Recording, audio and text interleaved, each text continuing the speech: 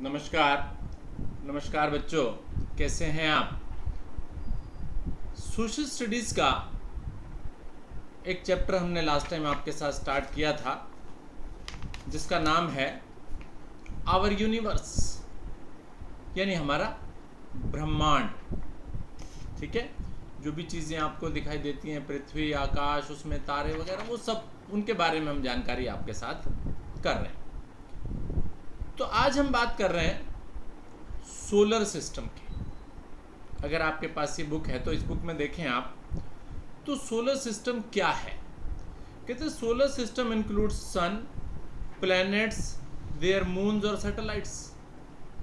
भी solar system का मतलब सूरज और उसका परिवार है ना। सूर्य देखा ना आपने, सुबह सुबह चमकता है, शाम तक रहता है, उसके बाद अंधेरा हो जाता है। तो सूरज और उसका परिवार है, उसके अंदर कौन है, सन है, यानी सूर्य खुद है, उसकी तरफ चारों तरफ चक्कर लगाने वाले प्लैनेट्स हैं, ग्रह जिसे हम कहते हैं। इसके अलावा मून्स, चांद हैं। आप जानते हैं पृथ्वी का एक चांद है, लेकिन और जो ग्रह हैं और जो प्लैनेट्स हैं उनके अपने अपने चांद भी हैं। कई जगह एक से ज़्यादा चांद भी दिखाई देते हैं, ठीक है, जिन्हें हम सैटेलाइट्स, उपग्रह हम नाम दिया करते हैं जी।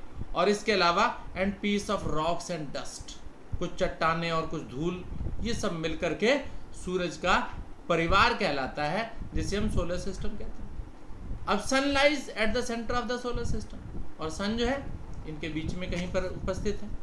After the sun the most of important members of the solar system are its planets. सबसे मुखिया तो सबसे बड़ा जो पापा हो गया वो तो सन हो गया, बाकी जो है वो प्लैनेट्स हैं, ग्रह हैं, जिनमें mercury, Venus, earth, Mars, Jupiter, Saturn, Uranus and Neptune, ये प्लैनेट्स बताए गए, इन्हें ग्रह कहा जाता है। ये ग्रह सूरज के चारों तरफ क्या करते हैं, चक्कर लगाते हैं। Earth is the third planet from the sun, sun से तीसरे स्थान पर। नाम है किसका, अर्थ का, हमारी पृथ्वी का, जिस पर हम लोग रहते हैं।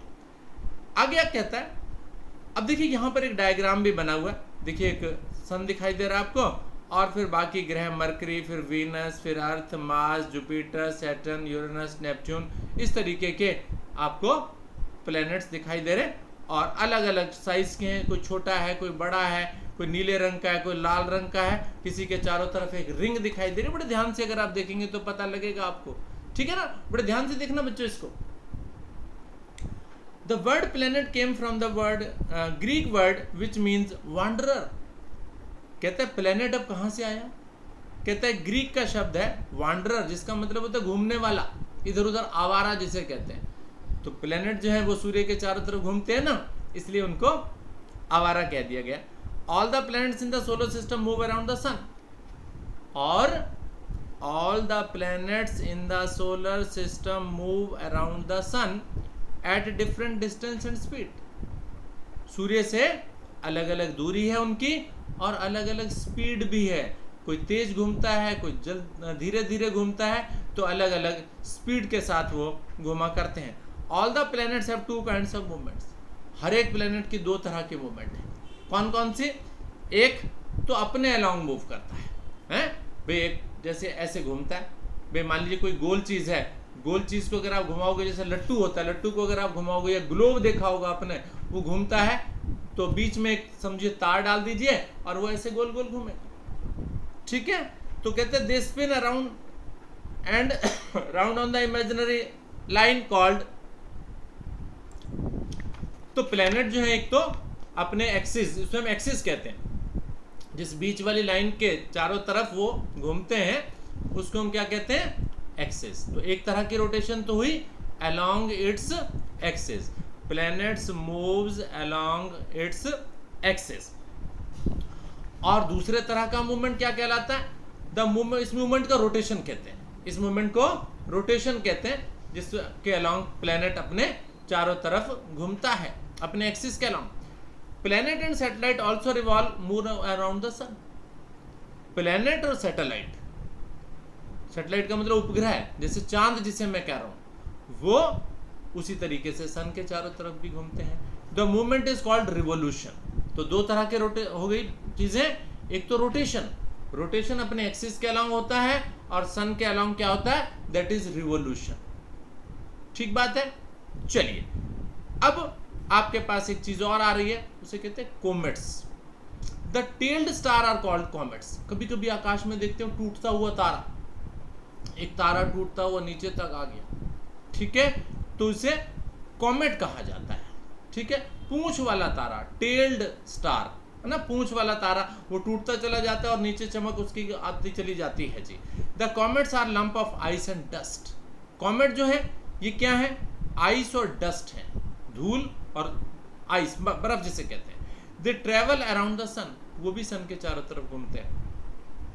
As the comet approaches the sun, जैसे सन के पास पहुंचता है, some of its frozen faces evaporates creating a tail, और इसमें जो कुछ जमी हुई बर्फ जो होती है वो पिघलती है और एक टेल जैसी, एक पूंछ जैसी चीज बनती है, वेपर्स, भाप जैसी चीज बनती है, of the dust and ice which can see from the earth, जिसको अर्थ से देखा जाता है ना, वो जो टेल पूंछ जैसी चीज दिखाई देती है वो आपको आकाश पृथ्वी से आप उसको देख सकते हैं। इसके बाद आता है एस्ट्रॉइड्स। एस्ट्रॉइड जिसे हम हिंदी में बोल सकते हैं उल्का पिंड, है ना। उल्का पिंड का मतलब आकाश से किसी बहुत बड़ी चट्टान का ऊपर से गिरना, उल्का पिंड कहलाते हैं वो। Asteroids are small planetary bodies, वो भी ग्रह जैसी चीज हैं, seen mostly between the orbits of Mars and Jupiter, और वो ग्रह जैसी चीजें जो हैं वो मंगल ग्रह और जुपिटर ग्रह के बीच में देखी गई हैं। दे आर ऑल्सो कॉल्ड प्लेनेटॉइड्स, उनको प्लेनेटॉइड्स भी कहा जाता है। ठीक है बच्चों, तो इस तरीके से हमने ये लेसन पूरा पढ़ लिया। आप भी बड़े ध्यान से पढ़ें इसे, और इसके बाद इसकी एक्सरसाइज को भी हम करने की कोशिश करेंगे। ठीक है, तो अभी फिलहाल इतना ही रहने देते हैं। बहुत बहुत धन्यवाद आपका, थैंक यू।